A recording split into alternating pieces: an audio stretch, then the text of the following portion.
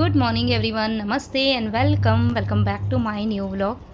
तो सुबह का टाइम हो रहा है, दोनों बच्चे स्कूल जा चुके हैं और दिन जो है वो है आज 9 तारीख है। और वार कौन सा है, वार तो मुझे याद नहीं आ रहा है, लेकिन हाँ 9 तारीख है क्योंकि आज से बच्चों के एग्ज़ाम स्टार्ट हो चुके हैं। तो दोनों बच्चे एग्ज़ाम देने के लिए गए हैं और हाँ 10:30 बजे तक आ जाएंगे वो, क्योंकि सिर्फ एग्ज़ाम टाइम तक ही रुकना है, उसके बाद में उनकी छुट्टी हो जाएगी। तो बच्चे घर आते आते 11 बज जाएगी। और अभी जो टाइम हो रहा था वो हो रहा था 7:30 पौने 8 ऐसा ही कुछ टाइम हो रहा था। मतलब बच्चों के जाने के बाद में ज़्यादा कुछ काम कुछ नहीं किया था, मैंने सिर्फ चाय वगैरह बनाई थी, चाय पी है। और जेंट्स सब इस टाइम पे मंदिर जा चुके हैं। और उसके बाद में अब मुझे भी नहाने के लिए जाना था, लेकिन आज थोड़ा सा लेट नहाऊंगी क्योंकि आज मुझे जो पीछे बेडरूम का जो वॉशरूम है ना, वो थोड़ा सा बड़ा भी है, मतलब बहुत ज़्यादा बड़ा तो नहीं है लेकिन वो कंबाइंड है। और काफ़ी मतलब ना वही बाथरूम ज़्यादा यूज़ में आता है, तो काफ़ी ज़्यादा वो गंदा हो रहा है। तो आज उस बाथरूम की मुझे डीप क्लीनिंग करनी है। तो वैसे डेली जो क्लीनिंग होती है वो तो होती है, लेकिन आज जो क्लीनिंग होगी वो थोड़ी सी अलग तरीके से होगी, क्योंकि जो टाइल्स वगैरह है ना उनके ऊपर मतलब पूरी ना जैसे डिज़ाइन वगैरह बनी हुई है, सेल्फ डिज़ाइन बनी हुई है। तो उनके अंदर है ना काफ़ी ज़्यादा जैसे ना मेल वगैरह चिकनाई वगैरह भर जाती है, तो वो है ना डेली क्लीन नहीं हो पाता है। तो आज पूरे ही बाथरूम की अच्छे से डीप क्लीनिंग करने वाली हूँ। तो यहाँ पर बाथरूम की डीप क्लीनिंग के लिए जो जो भी मुझे चीज़ें चाहिए थी, जो भी ब्रश चाहिए थे, स्क्रब चाहिए थे, या फिर जो भी लिक्विड सॉल्यूशन वगैरह चाहिए, वो सारे मैंने यहाँ पे एक जगह इकट्ठे कर दिए हैं। और क्योंकि डीप क्लीनिंग है वो नॉर्मल क्लीनिंग से थोड़ी सी स्पेशल तरीके से होगी, अच्छे से ट्रीटमेंट मिलने वाला है आज। तो उसके लिए देखो सामान मैंने क्या लिया, इसके अंदर है बेकिंग सोडा यानी कि खाने का सोडा है। और यहाँ पर ये जो मैंने लिया है ब्लीच पाउडर, ठीक है, क्योंकि मैं एक सॉल्यूशन बनाऊंगी और उस सॉल्यूशन से ही जो मेरा काम होगा वो बहुत आसान हो जाएगा। मतलब जो घंटों का काम रहेगा ना वो मेरा मिनटों में होने वाला है। और जो फ्लोरिंग वगैरह है जो काफ़ी ज़्यादा गंदी हो जाती है ना, जो रोज़ की नॉर्मल सफाई से साफ़ नहीं होती है, वो इस सॉल्यूशन से साफ़ होगी, जो कि मैं आगे आपको बनाना बताऊँगी। और यहाँ पर मैंने एक ये ब्लू वाला हार्पिक लिया है और एक रेड वाला मैंने हार्पिक लिया। ये दोनों अलग, हार्पिक नहीं अलग ब्रांड है, लेकिन ये आप समझ लो ऑलमोस्ट सेम ही है। और यहाँ पर ये मैंने लिक्विड लिया है ग्लिटो का। और ब्रश जो है वो भी 2-3 अलग तरीके के ब्रश लगेंगे। तो एक तो ये टूथ ब्रश लिया है, तो ये सब का यूज़ आगे अब मैं आपको बताऊंगी कि किस तरीके से आप अपने काम को ना आसान कर सकते हो। और ये सारी चीज़ें जो है वो नॉर्मल चीज़ें जो कि सबको अपने घर में मिल जाएगी, और अगर नहीं भी है ना तो काफ़ी कम रेट में ये चीज़ें मिल जाती है। और उसके बाद में देखो एक ये मैंने ब्रश लिया है, वैसे ये कपड़े धोने का ब्रश है, लेकिन इसका यूज़ जो है मैं बाथरूम क्लीनिंग के लिए करती हूँ, क्योंकि इसके जो ब्रिस्टल है ना वो काफ़ी अच्छे हैं क्लीनिंग के लिए। उसके बाद में ये नॉर्मल जो स्क्रब रहता है, हाँ वो मैंने लिया है, ये सॉफ्ट वाला है और ये हार्ड वाला है। और एक ये वाला ब्रश लिया है। तो चलिए अब इन सभी सामान का हम यूज़ करेंगे और आज अच्छे से बाथरूम को चमकाएंगे। जब भी बाथरूम की डीप क्लीनिंग करती हूँ ना तो मास्क ज़रूर पहन लेती हूँ। और वैसे बहुत सारे लोग जो है वो ग्लव्स पहन के भी काम करते हैं, बट मुझे ना ग्लव्स पहनना कंफर्टेबल नहीं लगता है। मतलब मुझे ऐसा लगता है कि मेरी जो काम की स्पीड है ना वो कम हो जाती है। और वैसे भी सही कहूँ तो मुझे ये कोई चीज़ें इतनी प्रैक्टिकल नहीं लगती है। आप मुझे बताना कि जो जो भी मेरा वीडियो अगर अभी देख रहे हैं ना, तो कौन कौन अगर अपने घर के वॉशरूम्स वगैरह क्लीन करता है तो रोज़ ग्लव्स पहन के क्लीन करता है, तो मुझे कमेंट करके ज़रूर बताना। मुझसे तो नहीं हो पाता है, क्योंकि लास्ट टाइम भी जब मैंने अपने बाथरूम की डीप क्लीनिंग का वीडियो जब शेयर किया था, तब मुझे कमेंट आया था कि श्रद्धा कम से कम हाथ में ग्लव्स पहन लेती, पैरों में चप्पल पहन लेती। तो देखो ऐसा है कि ये चीज़ें मुझे मतलब कंफर्टेबल नहीं लगती। सबका अपना अपना कंफर्ट जोन रहता है। अगर मैं हाथ में ग्लव्स पहन लूँ तो मेरे काम की स्पीड कम हो जाती है, और अगर मैं चप्पल पहन लूँ तो नीचे देखो टाइल्स वगैरह लगी हुई है और काफ़ी स्लिपरी होती है। और अभी जब मैं क्लीनिंग करूँगी ना तो लिक्विड वगैरह का यूज़ करूँगी, सॉल्यूशन जो मैंने बनाया है उनका यूज़ करूँगी, तो काफ़ी ज़्यादा स्लिपरी हो जाता है। तो कहीं मैं फिसल के अपने हाथ पैर ना तोड़ दूँ, तो इसीलिए फिर मैं ना जूते वगैरह नहीं पहनती हूँ। और मुझे इसी तरीके से सफाई करना सही भी लगता है। और अपने ही घर की साफ़ सफाई कर रहे हैं, ऐसा तो नहीं कि कोई आस पड़ोस की घर की कर रहे हैं तो उसमें क्या ग्लव्स पहनना है। तो ठीक है चलो कर लेते। और इसके बाद में वैसे भी मैं अच्छे से हेयर वॉश करके, और आज मतलब हेयर वॉश करके मुझे नहाना था, तो इसीलिए मैंने सोचा कि चलो नहाने के पहले ही ये वाला काम कर लेते हैं। अब यहाँ पर जब भी मतलब किसी भी पोर्शन की जब हम क्लीनिंग स्टार्ट करते हैं तो उसका सबसे पहला जो रूल्स होता है वो यही होता है कि आप उस पोर्शन को पूरा खाली कर दो। तो मैंने बाथरूम के अंदर जितने भी ये लगते हैं ना, जितनी भी चीज़ें थी बाथरूम की वो सारी मैंने बाहर रख दी है। वही चीज़ें मैंने अंदर रखी हुई है जिसको कि मुझे साफ़ करना है। अब यहाँ पर ये एक स्टील का आपको ऑर्गेनाइज़र दिख रहा होगा, तो ये मैंने काफ़ी साल पहले फ़्लिपकार्ट से लिया था। और वैसे है ना कुछ अंदर अटैचमेंट जो थे ना वो जब हमने घर बनवाया था तब लगाए हुए थे, लेकिन होता है ना कि जब हम घर के अंदर जब एंटर होते हैं, मतलब जब शिफ्ट होते हैं, तब कुछ नई नई चीज़ें, नई नई मतलब हमें पता चलती कि हाँ इसकी भी ज़रूरत है। तो मुझे ऐसा लगा कि चलो एक ये वाला भी ऑर्गेनाइज़र होना चाहिए। और ये मैंने है ना नीचे की तरफ रखा हुआ है, मतलब जहाँ पे हम नहाते हैं ना वहीं पास में रखा हुआ है। तो जो भी जैसे साबुन वगैरह हो गई, साबुन की जाली हो गई, स्क्रबर वगैरह हो गए, कपड़े धोने की साबुन हो गई, छोटे मोटे जो भी स्क्रबर वगैरह होते हैं वो सारे मैं इसी के अंदर रखती हूँ। और ये स्टील का बना हुआ है और काफ़ी अच्छी क्वालिटी का भी है। तो मतलब इसमें ना जंग वगैरह लगने का डर नहीं रहता है। तो ये वाला मैंने फ्लिपकार्ट से मंगाया था। किसी को अगर लिंक चाहिए तो मुझे बोल देना, तो मैं दे दूँगी डिस्क्रिप्शन बॉक्स में। और उसके बाद में इसको मैंने अच्छे से साफ़ किया। और हाँ, इसको साफ़ करने के लिए मैंने ना ब्रश का यूज़ किया है। तो अभी स्टार्टिंग में मैंने जितनी भी चीज़ें आपको बताई थी ना, तो उनका मैं किस-किस तरीके से यूज़ करने वाली हूँ। और यहाँ पे बहुत सारे लोग ये भी सोच रहे होंगे कि हम तो सिर्फ़ एक स्क्रबर से ही पूरा बाथरूम साफ़ कर देते हैं। तो हाँ, हो तो जाती है सफाई, लेकिन होता है ना कि काम करने का एक स्मार्ट तरीका होता है। और उस स्मार्ट तरीके से हम अपने आप को बिना कुछ चोट लगाए हुए और काम को ना थोड़ा-सा जल्दी-जल्दी भी कर पाते हैं। अगर मैं डायरेक्ट किसी स्क्रबर से अगर सफाई करती थी ना, तो वो जो ऑर्गेनाइज़र है ना, तो वहाँ पर कहीं पे जॉइंट वगैरह होते हैं ना, तो करते-करते कहीं न कहीं हाथ पे लग जाती है। तो पहले मैं ऐसे ही करती थी, तो हाथ में ना कहीं न कहीं चोट लग जाती थी। तो अब मैं ना ये वाले खड़े वाले ब्रश का यूज़ करती हूँ। अब यहाँ पर जो भी मतलब जो अंदर मैंने अटैचमेंट वगैरह थे वो सारे धो के बाहर रख दिए हैं। अब मुझे जो टाइल है उनकी क्लीनिंग करनी है, बकेट की क्लीनिंग करनी है। तो उसके लिए मैं यहाँ पर बना रही हूँ सॉल्यूशन। इतना मैजिकल ये सॉल्यूशन बन के तैयार होता है कि इससे आपकी पुरानी से पुरानी, गंदी से गंदी जो टाइल्स होती है ना, उसकी गंदगी भी साफ़ हो जाएगी। तो यहाँ पर मैंने सबसे पहले खाने का सोडा लिया था, मतलब बेकिंग सोडा लिया था। और उसके अंदर मैंने डाला है ब्लीचिंग पाउडर। तो ब्लीचिंग पाउडर जो होता है ना, वो जो गंदगी होती है ना, जो मतलब काफ़ी जो जमी हुई चिपचिपी सी चिकनी जो गंदगी होती है ना, उसको ये निकाल देता है। और जो टाइल होती है, स्पेशली ना टाइल पे ये अच्छे से वर्क करता है। तो उसके ऊपर मतलब एक अलग ही शाइन आ जाती है, एक वाइटनेस आ जाती है। ब्लीचिंग जो होता है ना, वो वाइटनेस लाने के लिए होता है, तो एक अच्छी वाइटनेस आ जाती है। फिर उसके अंदर मैंने थोड़ा-सा लिक्विड डाल दिया था। और फिर उसके ऊपर मैंने डाला था जो ब्लू वाला हार्पिक होता है ना वो। तो हार्पिक जो होता है वो आपके घंटों की मेहनत को बिल्कुल मिनटों में कर देता है, मतलब कन्वर्ट, कि जल्दी आपका काम हो जाता है। तो यहाँ पर देखो ये बकेट जो है वो, वैसे तो मैं साफ़ करती रहती हूँ, ऐसा नहीं, लेकिन अभी मुझे ना बाथरूम की डीप क्लीनिंग करनी थी, तो मैंने कुछ दिनों से ये साफ़ नहीं करी थी, मतलब 6-7 दिन हो गए। तो 6-7 दिनों में ही मतलब बकेट जो है ना वो थोड़ी-सी चिकनी वगैरह हो जाती है। और अभी जैसे कि डीप क्लीनिंग चल रही है, तो रोज़ की जब क्लीनिंग होती है ना, तब तो कैसे अंदर-बाहर से मतलब साफ़ कर लेते हैं, लेकिन जब आज अच्छे से सफाई करी हूँ, तो फिर बकेट को मैंने ऊपर-नीचे, बाहर से, और जो इसका ये पकड़ने का हैंडल वगैरह होता है ना, इसके अंदर भी काफ़ी ज़्यादा गंदगी जमा हो जाती है। तो फिर मैंने ना ब्रश की हेल्प से, मतलब दोनों तीनों ब्रश का यूज़ किया था और इन बकेट को अच्छे से चमका दिया था। और पता है ज़्यादा टाइम नहीं लगा था, क्योंकि ये जो सॉल्यूशन बनाया ना, इससे मतलब जो गंदगी होती है ना वो बहुत जल्दी छूट जाती है। तो यहाँ पर बस मैंने बकेट जो है उसको भी क्लीन कर दूँगी। और जो सामान साफ़ होते जा रहे हैं उनको मैं बाहर रखती जाऊँगी, ताकि बाथरूम के अंदर है ना एक अच्छी सी जगह बन जाए। और कुछ-कुछ कमेंट जो है वो मुझे ऐसे भी आ जाते हैं कि दिन भर क्या साफ़-सफ़ाई करती रहती हो, साफ़-सफ़ाई के वीडियो ही बनाती रहती हो, और कुछ काम नहीं है क्या? तो ऐसा तो कुछ नहीं है कि और कुछ काम नहीं, काम बहुत सारे हैं। जो काम आप लोग अपने घर में करते हो वो सारे काम मेरे भी घर में होते हैं। लेकिन ये कि जो चीज़ें आप लोग और जो मेरी यूट्यूब की ऑडियंस है वो देखना पसंद करती है ना, तो वो चीज़ें फिर मैं जब करती हूँ काम, तो वो आप लोगों को शो करती हूँ। बाकी ऐसा नहीं कि बीच में और कुछ काम नहीं है।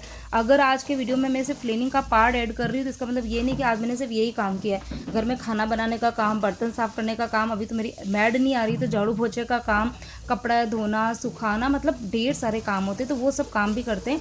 और इसके अलावा खुद की केयर भी करते हैं। सुबह जब जल्दी उठती हूँ तो वो एक्सरसाइज करना है, अच्छा खासा पानी पीना है, फ्रूट्स खाने हैं, ये सब चीज़ें भी करते हैं। कहीं बाहर जाना होता है तो वो काम भी करते हैं, तो सभी चीज़ें करते हैं। लेकिन ये कि सारी चीज़ें एक ही वीडियो में और रोज़ बताना भी पॉसिबल नहीं होता है, क्योंकि रोज़ में अगर एक ही चीज़ें बताऊँगी तो फिर आप लोग बोर भी हो जाओगे।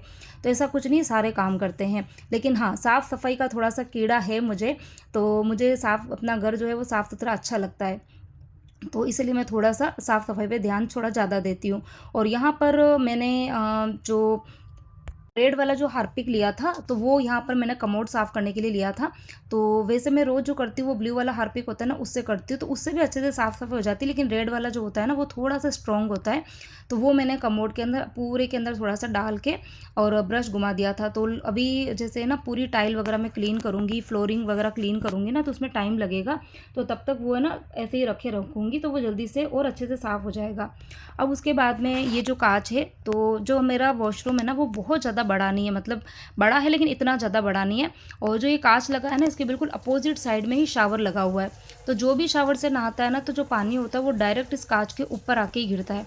तो वैसे तो मैं रोज़ की रोज़ उसकी क्लीनिंग करती हूँ, लेकिन फिर भी कभी-कभार जैसे रह जाता है तो उसके ऊपर है ना पानी के जैसे ना ड्रॉप्स वगैरह जम गए थे, स्टेन वगैरह बन गए थे, तो वो फिर मैंने साफ़ किए। और काँच को साफ़ करने के लिए कभी भी आप किसी भी स्क्रबर का यूज़ मत कीजिए, पुराना जो शॉक्स होते हैं ना उसका यूज़ कीजिए। उससे क्या होगा कि जो काँच है उसके ऊपर कभी भी ना स्क्रैच वगैरह नहीं आएँगे। स्टार्टिंग में तो आपको ऐसा लगेगा कि चलो जो स्क्रब आप यूज़ कर रहे हैं, पुराने स्क्रब का भी यूज़ कर रहे हैं, तो आपको लगेगा कि इससे तो कुछ नहीं हुआ है, लेकिन वो धीरे-धीरे दिखने लगेंगे। जब आप उसका फ्रीक्वेंटली यूज़ करेंगे ना तो धीरे-धीरे दिखते हैं। तो इसके लिए ना कभी भी स्क्रबर का यूज़ करने के बजाय जो शॉक्स होते हैं उनका यूज़ करना चाहिए। और फिर उसके बाद में यहाँ पर बस मैंने जो ऊपर वाली टाइल्स थी ना, उनको यहाँ पर धोना शुरू किया है। तो सबसे पहले मैं ऊपर वाली टाइल्स को क्लीन करूँगी और नीचे वाली जो टाइल्स है ना, उनको लास्ट में साफ़ करूँगी। और वैसे भी जो ऊपर वाली टाइल्स है वो बहुत ज़्यादा गंदी नहीं है, और टाइल की यहाँ पर आपको दिख भी रही होगी कि ना डिज़ाइन बनी हुई है बारीक-बारीक सी। तो उन डिज़ाइनों के बीच में ना गंदगी जमा हो जाती है, मतलब नहाते हैं तो वो साबुन वगैरह जो होती है ना, कपड़े वगैरह धोते हैं तो साबुन की चिकनाई वगैरह होती है ना, वो धीरे-धीरे उसके ऊपर एक्यूमुलेट होने लग जाती है। तो उसकी सफाई जो है वो जब डीप क्लीनिंग करते हैं ना तभी होती है, बाकी रोज़-रोज़ मतलब ब्रश लेके पूरा ही बाथरूम रगड़-रगड़ के साफ़ करना पॉसिबल नहीं होता है। तो यहाँ पर ये ब्रश का मैंने यूज़ किया है, तो ब्रश से काम जो होता है ना वो बहुत आसान हो जाता है। तो जब भी हम घर की मतलब ये सिर्फ़ वॉशरूम की बात नहीं है, जब भी आप पूरे घर की साफ़-सफ़ाई चाहे किचन की करो, मतलब रूम की करो या कहीं की भी साफ़-सफ़ाई जब आप करते हो ना, तो आपके पास में से छोटी-मोटी चीज़ें होनी चाहिए। इससे हमारा काम जो होता है वो थोड़ा-सा जल्दी हो जाता है, थकान थोड़ी-सी कम होती है और काम करने में मज़ा भी आता है।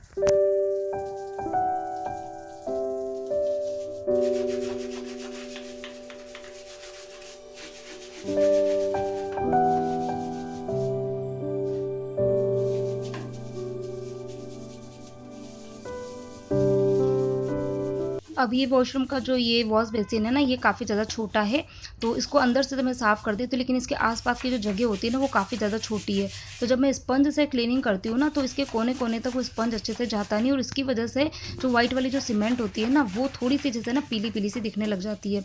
तो इसके लिए मैंने ना थोड़ा-सा जो सॉल्यूशन था ना, उसी से मैं सफाई कर रही हूँ, क्योंकि उस एक सॉल्यूशन के अंदर हार्पिक भी है, लिक्विड भी है, ब्लीचिंग पाउडर भी है, तो सब कुछ है। और हाँ, एक चीज़ का आपको ज़रूर ध्यान रखना है कि आपके वॉशरूम के अंदर जितने भी स्टील की चीज़ें जैसे कि जो टैप वगैरह होते हैं ना, जो शावर का ये रहता है, मतलब जो भी है, तो उनके ऊपर आपको हार्पिक का बिल्कुल भी यूज़ नहीं करना है, वो है ना ब्लैक हो जाते हैं। तो इस चीज़ का आपको ध्यान रखना है, और अगर गलती से अगर मतलब आप गिर भी जाता है ना, तो आपको उसको तुरंत वॉश कर देना, अदरवाइज़ वो ना एकदम से काला हो जाएगा। तो इस चीज़ का आपको ध्यान रखना है।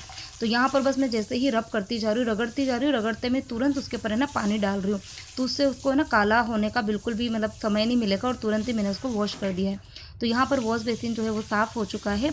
अब वॉश बेसिन को जब भी हम साफ़ करते हैं तो एक चीज़ का और ध्यान रखना है कि जो उनके टैप है ना उनको भी क्लीन करना है, और अच्छे से उसकी क्लीनिंग करनी है। और इसके आगे देखो ये ऐसे फ़िल्टर लगे हुए रहते हैं, और उन फ़िल्टर के अंदर जो है ना वो मिट्टी जमा हो जाती है। और कई बार पता है जब हम देखते हैं कि हमारा जो पानी का फ़्लो है ना वो धीरे-धीरे कम होने लग गया है, तो हमें ऐसा लगता है कि शायद या तो पानी कम आ रहा है या फिर हमारा नल ख़राब हो गया है। तो ऐसा कुछ नहीं है, आप आगे की तरफ देखेंगे तो फ़िल्टर लगे हुए रहते हैं। कई बार वो मतलब खुल भी जाते हैं, और बहुत सारे टैप ऐसे होते हैं जिसमें खुलते भी नहीं है। अगर खुलने वाले फ़िल्टर हैं तो आप उनको खोल के इस तरीके से साफ़ कर सकते हो। तो मैंने जैसे ही खोला तो आपने देखा आगे कि कितनी बारीक-बारीक सी डस्ट जो थी ना वो जमी हुई थी।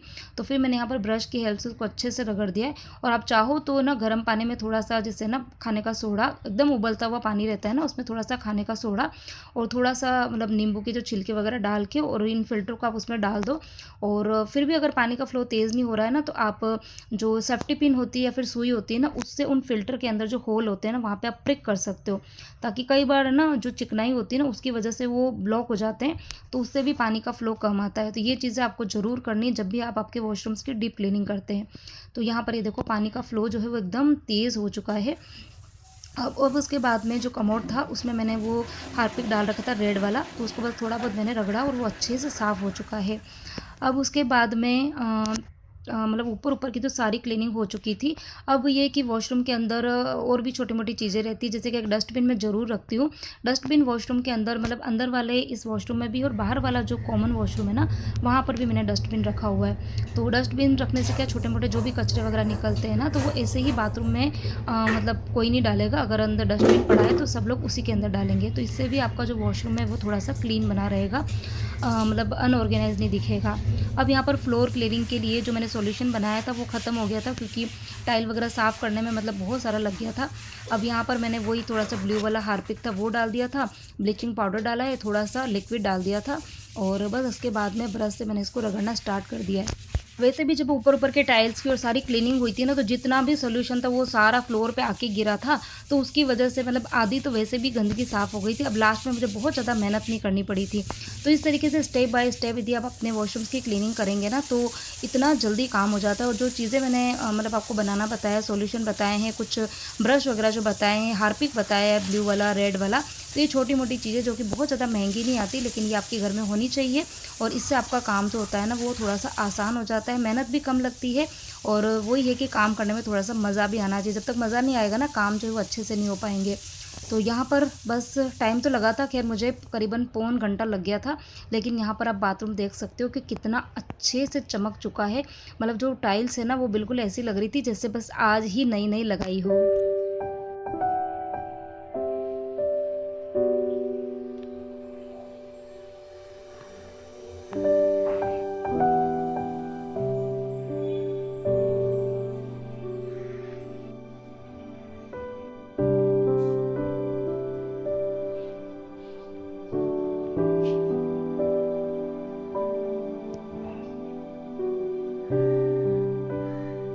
और बाथरूम वगैरह वॉश करने के बाद में तो बस मन होता है कि सीधे नहा ही लो। तो बस मैं अपने अच्छे से हेयर वॉश वगैरह किया, और उसके बाद में बस अब नहा के निकल गई हूँ। और इस टाइम पे मुझे ना थोड़ी सी थकान हो गई थी, क्योंकि कंटिन्यूस बाथरूम में जैसे ना रगड़ने का काम चल रहा था ना, तो उससे ना थोड़ा सा शोल्डर पेन होने लग गए। तो फिर हार्पिक और इन सब का यूज़ करते हैं ना, तो उसकी जो थोड़ी बहुत स्मेल होती है वो थोड़ी सी मतलब अंदर तो जाती है। वैसे मैंने मास्क पहना हुआ था, ऐसा नहीं है, मास्क पहन के ही करना चाहिए, क्योंकि उसकी स्मेल जो होती है ना, वो काफ़ी ज़्यादा स्ट्रॉन्ग होती है। और यदि आपको जैसे ना ये प्रॉब्लम हो ना, सांस लेने की दिक्कत वगैरह हो, तब तो फिर आपको हार्पिक और इनका यूज़ करना भी नहीं चाहिए। तब तो फिर आप नॉर्मल जो लिक्विड वगैरह होता है, ब्लीचिंग पाउडर होता है ना, इनका यूज़ करके भी आप क्लीनिंग कर सकते हैं। अब यहाँ पर बस अपने फेस के ऊपर मैंने पहले लोशन लगा दिया है, और लोशन लगाने के बाद में सनस्क्रीन सुबह सुबह ज़रूर लगाती हूँ। और शाम के टाइम पे तो खैर मुझे याद ही नहीं रहता है, सुबह सुबह पर ज़रूर लगाती हूँ। फिर थोड़ा सा बस काजल वगैरह लगाया है, बिंदी लगाई है। और हाँ, ये ड्रेस के बारे में मुझे ना 2-3 बार किसी ने पूछा है कि श्रद्धा, ये बंदेज वाली ड्रेस बहुत प्यारी है, कहाँ से ली है, लिंक दे देना। तो सही कहूँ तो ये वाली जो ड्रेस है वो मैंने ऑनलाइन नहीं ली थी, ऑफलाइन ही ली थी, और इशिन ब्रांड की है। लेकिन सेम ये ड्रेस जो है वो मैंने ऑनलाइन भी देखी है, जिसका लिंक जो है वो आज याद रख के मैं डिस्क्रिप्शन बॉक्स में दे दूँगी। ड्रेस बहुत ज़्यादा प्यारी, और इसका जो दुपट्टा है ना, वो तो सही में इतना ज़्यादा सुंदर है। तो एक बार आप लोग देखना ज़रूर, पसंद आएगी आप लोगों को भी। थकान तो इतनी ज़्यादा हो रही है ना, बहुत ज़्यादा थकान से लग रही है, मतलब यहाँ से ना शोल्डर पेन होने लग गए। लेकिन हाँ, चलो खुशी है कि जिस काम को सोच के रखा था वो काम मेरा हो गया है। सबसे पहले तो मशीन में कपड़े जो डाले थे, कपड़े धुल चुके हैं, तो उनको मैं टाइम से सुखा दूँगी, क्योंकि आज मौसम जो है थोड़ा ठीक है, हल्की हल्की सी ना धूप आ रही है, आपको बताती हूँ। काफ़ी दिन बाद में ना इस तरीके का मौसम दिखने मिला है। ये देखो, कल हो रही थी एकदम झमाझम बारिश, है पता है जब बारिश होती है ना, तो ये देखो जो शेड है ना, वो एकदम क्लीन हो जाते हैं। अच्छा व्यू लगता है, मतलब घर से जब देखते हैं ना बाहर, तो काफ़ी अच्छा लगता है। तो ये जो शेड्स है ना, वो बिल्कुल क्लीन हो चुके हैं, और बाहर जो है वो आ रही है धूप। तो इसीलिए सबसे पहले जो है वो कपड़े सुखाने का काम करूँगी, और बाकी की जो काम है वो फिर बाद में करेंगे। और इसी के साथ में आज का जो वीडियो है इसको भी करेंगे यहीं पर एंड। उम्मीद करती हूँ आप सभी को मेरा आज का ये व्लॉग पसंद आया होगा। स्पेशली क्लीनिंग वीडियो था ये, और खैर घर की क्लीनिंग तो मैं करती रहती हूँ, और जब कुछ स्पेशल कुछ रहता है आपको कुछ दिखाने जैसा, तो वो फिर मैं आप लोगों के साथ में शेयर करती हूँ। तो चलिए इस व्लॉग को करते हैं यहीं पर एंड। और अच्छा लगा हो वीडियो तो वीडियो को लाइक करना, ज़्यादा से ज़्यादा मेरे वीडियो को शेयर करना, और कमेंट करके मुझे थोड़ा सा मोटिवेट करते रहना। चैनल पे नया है तो चैनल को सब्सक्राइब करना। तो मिलते हुए कोई नया इंटरेस्टिंग वीडियो के साथ में, टिल देन बाय बाय।